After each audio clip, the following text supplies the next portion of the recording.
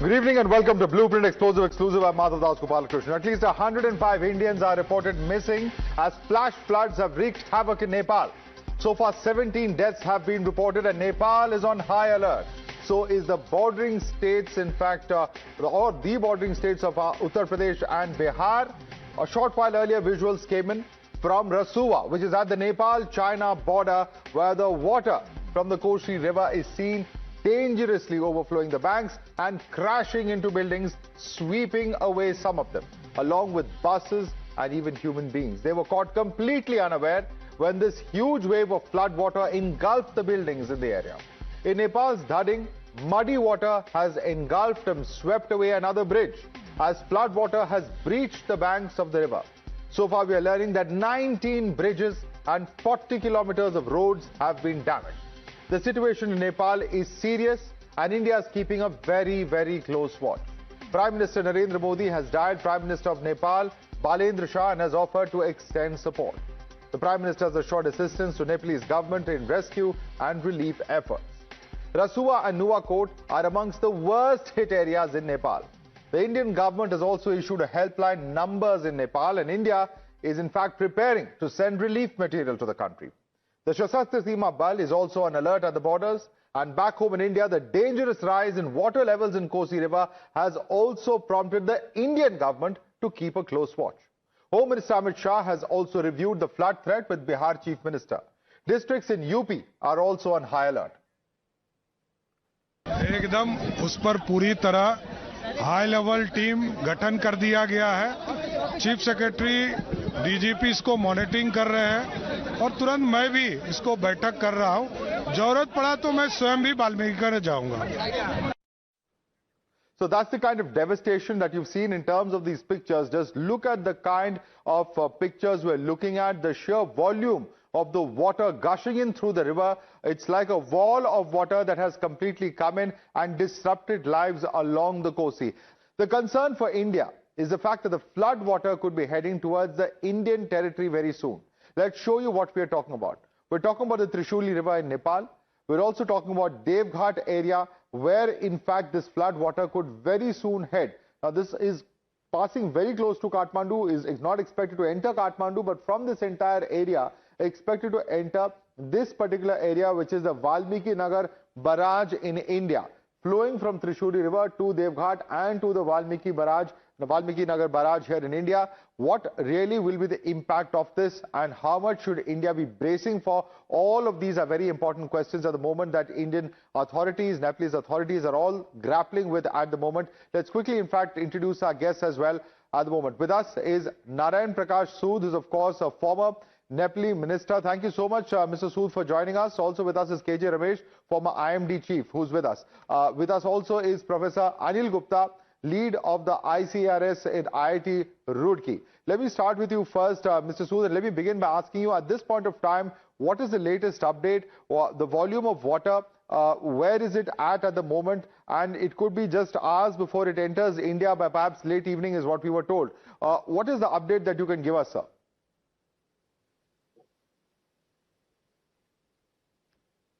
Mr. Sood, can you hear me? Or I think we've lost that line there with Mr. Sood. Let's go take this question across to Mr. KJ Ramesh. Mr. Ramesh, in this kind of a situation, what can you tell us about what really we are expecting in terms of the flow of this water? How soon can it reach Indian borders, and what kind of preparedness would you expect the states to be undertaking at the moment?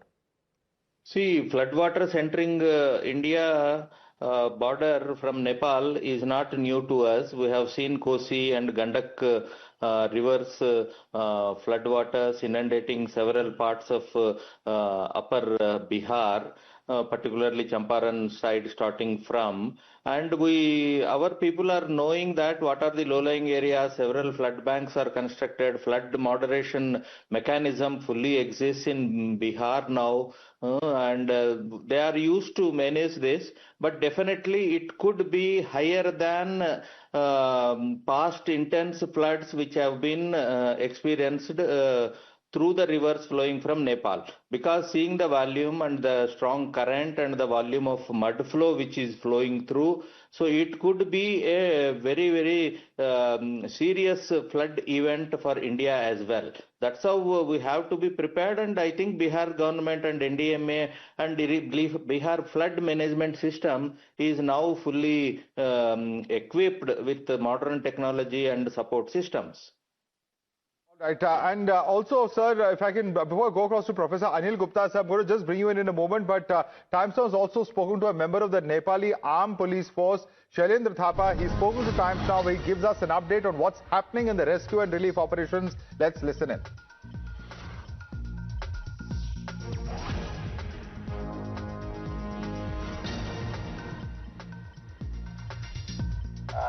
ये जो missing हुआ वो कितना लोग missing हुआ उसका कोई यकीन नहीं है अभी तक, लेकिन वो मौत हुआ है, डेथ बॉडी 22 डेथ बॉडी अभी तक कलेक्ट हुआ। ओके। अभी लेकिन नेपाल का वो तीनों सुरक्षा लोग, नेपाल आर्मी, नेपाल प्रहरी और सशस्त्र प्रहरी बल, तीनों सुरक्षाकर्मी वो फील्ड में आए अभी तक। और 15 हेलीकॉप्टर भी वो रेस्क्यू में पहुंचल हुआ है। ओके। अभी वही है सिचुएशन, लेकिन कितना क्या हुआ, कैसे हुआ, कितना मकान गिर गया, उसका कोई यकीन नहीं है सर। सर, कोई कनेक्टिविटी हो पाती है वहां पे, और ये क्या एवलांच के कारण हुआ, क्या हुआ, अभी इंटरनल असेसमेंट क्या बता दी सर? जी। सर, कहाँ पे हिट हुआ सबसे पहले? Which was the area which was first hit? वो हमारा जो रसुआ डिस्ट्रिक्ट है ना, रसुआ डिस्ट्रिक्ट से ये फ्लड शुरू हुआ। उसका इफेक्ट रसुआ डिस्ट्रिक्ट, धारिंग डिस्ट्रिक्ट और Nuwakot district and Chitwan district तक हुआ। अच्छा सर, ये टूरिस्ट एरिया है, मैंने सुना वहाँ पे पिलग्रिम प्लेसेस बहुत हैं जिसमें लोग जाते हैं। किधर? वहाँ पे टूरिस्ट एरिया बहुत ज्यादा है, सुना। जी, वो बहुत अच्छा टूरिस्ट एरिया है, नेपाल के बहुत अच्छा टूरिस्ट एरिया है। वो बोलते हैं गोसाई कुंडा। उसमें ये सीजन बहुत अच्छा सीजन है ना वो टूरिस्ट जाने के लिए।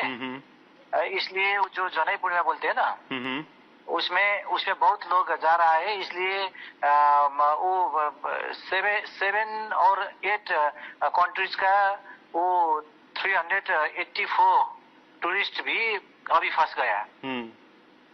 सर, ये जो वो इंडिया का भी था, अमेरिका का था, कनाडा का था और चाइना का था। 7-8 कंट्रीज का वो 384 टूरिस्ट अभी भी उसमें वो बाढ़ में फंस गए। उसका हालत क्या है पता नहीं है सर अभी तक। सर, कम्युनिकेट कैसे कर पा रहे हैं आप लोग? क्या कम्युनिकेशन चैनल्स खुले हैं? मोबाइल सर्विसेज कुछ भी चल पा रही है वहाँ पे?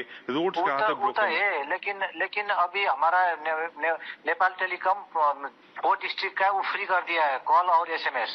बट उसमें जो वो टावर है, टावर भी गिर गया। इसलिए कभी जगह में वो क्या है, ये टेलीकॉम का टेलीफोन भी नहीं है अब, और हमारा जो इंटरनल कम्युनिकेशन सिस्टम है वो भी फेलियर हो गया। इंटरनल सिस्टम, क्योंकि सुना सब 4 पुलिस स्टेशन वाइप्ड अवे हो गए, तो वहाँ इंटरनल कम्युनिकेशन चैनल, हमारा जो पुलिस स्टेशन का इंटरनल कम्युनिकेशन सिस्टम है वो भी फेलियर हो गया अभी तक। क्योंकि पुलिस स्टेशन के स्टाफ भी सुना मिसिंग है 28 के करीब। वो भी मिसिंग है।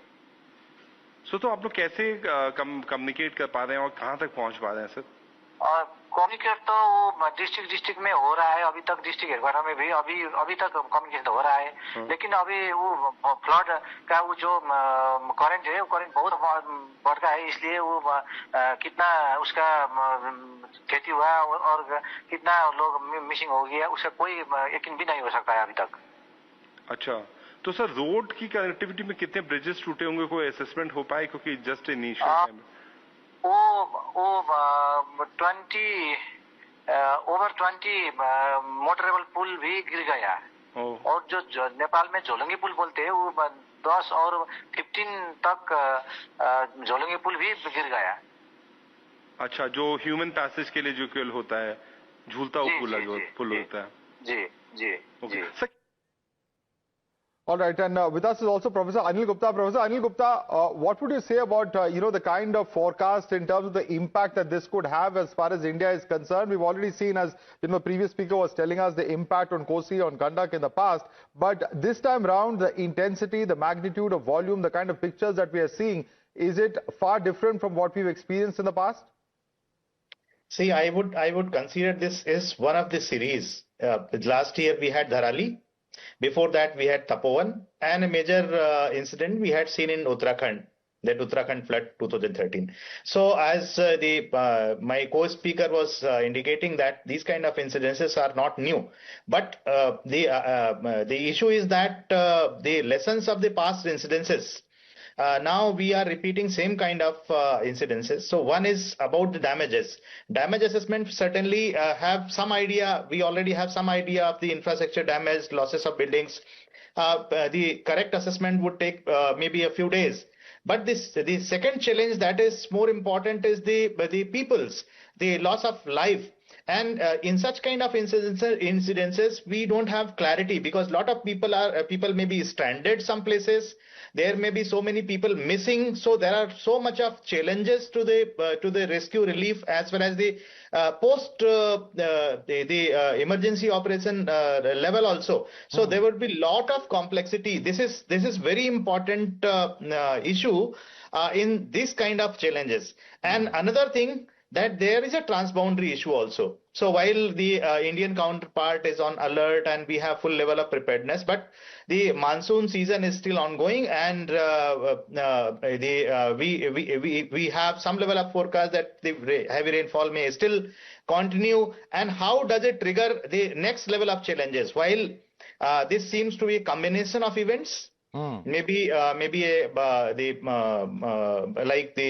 the snow avalanche or the glacial lake, but the detailed assessment will take some time to come up with. So you are saying the glacial lake theory is not 100% confirmed. There could be other reasons also for this.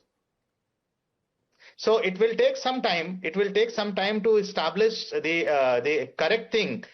Because the scientists are making their assessment based on the spatial data that we have, what was in the past and what could have happened. For example, there is a theory coming that the snow avalanche could obstruct the river, and then the huge amount of water is stored, and then so these are the normal kind of things that can happen in such kind of incidences. So they based on the past cases, we are stipulating. But the real thing will come in some time. Right. And let me bring in Mr. KJ Ramesh on that. Mr. KJ Ramesh, there's a lot of food for thought there in what was stated just now by Professor Anil Gupta. Whether it's a glacial lake burst, whether it's a cloud burst, whether it's a snow avalanche, whatever has caused this, the point is that extreme weather events are now becoming, a more regular reality, whether we're talking about our western coastline or whether we're talking about the Himalayan range. Yes, extreme weather events and their frequency and intensity are on increase. This particular year, Tibet segment of just north of Nepal has been receiving for the last 1 month continuous rainfall, and it is an above normal rainfall on 30-day period, 30-day anomalies. And then we have several glacier lakes formed in that area. Those are known to Nepalese people and us also. And the problem with the trigger can be glacier lake outflow can happen because of upstream rainfall, continuously upstream rainfall, breaching of the lake. That is one factor. But disturbing the slope stability is small intensity earthquakes continuously happening across the Himalayas, and they can destabilize the slopes. And incessant rain coming over a month in those upper Nepal and southern Tibet region can make the slopes saturated also fully, and then small intensity earthquake can create floods and multiple triggers. Everything will not be contributing together, one after the another, must be creating slope instability, and the volume of water which is glacial lake is holding on, like our Chorabari Lake in 2013 Kedarnath floods. So this kind of damage and downstream floods, mud flows can happen. Saturated slopes will bring a lot of mud along with the glacial water. All right, gentlemen, please stay with us. There's a fresh video that has come in, a devastating one at that, that's emerged from Nepal. It's capturing the terrifying moment where flood waters have lashed the area. People can be heard crying out for help as powerful waters sweep through the region. The situation turns especially tense inside a bus with children traveling on board, seen panicking as the flood waters surge. Professor Anil Gupta, panic over there, and while, you know, some of those pictures we've seen, a bird's eye view of what's happening on the ground, the situation is so different because these are real people we're talking about and real lives which are very seriously threatened when there's this huge gush of water coming in and spills over from the river banks into otherwise populated areas. I totally agree, because the people in general are not prepared for these kind of complex situations. Usually the normal kind of disaster preparedness is about flash floods to landslides, and many times even the known sites of landslides. These are very unprecedented kind of situations where the large scale devastating floods are coming. So, and it doesn't give much time, and the terrain is also that the people cannot escape. So these are the complex challenges, as Professor Ramesh was also mentioning, that the complexity of the things and the uncertainties about the understanding of these situations. So while there are some kind of monitoring about how the lakes are being formed or what are the upstream landslides, but what is really happening on a real-time basis, these kind of gaps are existing, and that is the reason we do not know in real-time basis. And even if we know, there is a hardly any time to rescue ourselves. So that is the challenge. So now the challenge is with the government, the rescue agencies, to find the stranded people, to provide them adequate rescue in time, because if the rescue takes some time, then there is a challenge to people's life. Right. What kind of conditions they are into. There may be some people buried into debris, because the same things we had all observed in the Uttarakhand floods also. Yeah. I hear in this incident as well. Right. Mr. Ramesh, if you were to advise somebody who's in Nepal or someone who's watching this who has a relative or a friend in Nepal, what would your advice to them be? Where should they be at the moment? Because, you know, along the river, of course, is not a very safe area. It is, however, monsoons everywhere. We would be expecting heavy rainfall given what we've seen.